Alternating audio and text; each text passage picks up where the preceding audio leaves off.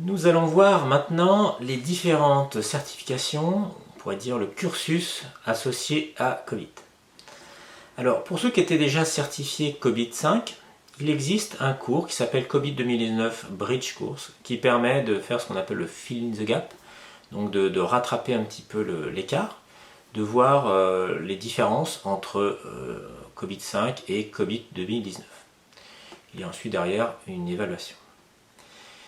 Le cours que l'on voit aujourd'hui, donc COBIT 2019 Foundation Course, qui reprend toutes les bases qu'il faut nous connaître sur COBIT, donc les bases solides, on pourrait dire, les fondations, le terme est bien choisi. Suivi donc effectivement par un examen qu'on a pu voir dans un autre module. Une fois que vous serez certifié COBIT 2019 Foundation, vous pouvez envisager un autre cours qui s'appelle le COBIT 2019 Design Implementation Course. Donc c'est un cours qui vise à concevoir, on va dire, s'adapter, se customiser, on pourrait dire en franglais, un référentiel de gouvernance. Et ensuite l'implémenter. L'implémenter en français, ça veut dire le mettre en œuvre, tout simplement, l'implanter. Donc comment concrètement les gens vont utiliser un référentiel de gouvernance.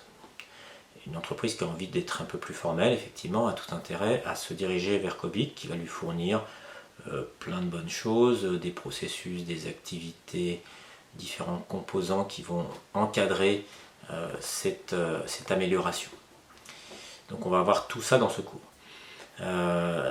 Donc on pourrait dire que c'est un cours qui va au-delà de Foundation, hein, qui va prendre les choses plus de détails en compte, qui va prendre aussi, vous avez droit effectivement à des documents. Et bien sûr après vous avez pareil un assessment, c'est-à-dire un examen. Et ça vous permet effectivement de vous diriger vers la spécialisation, on peut dire être expert COBIT. Voilà, donc c'est l'idée de ce cursus et de ces différents certificats. C'est tout.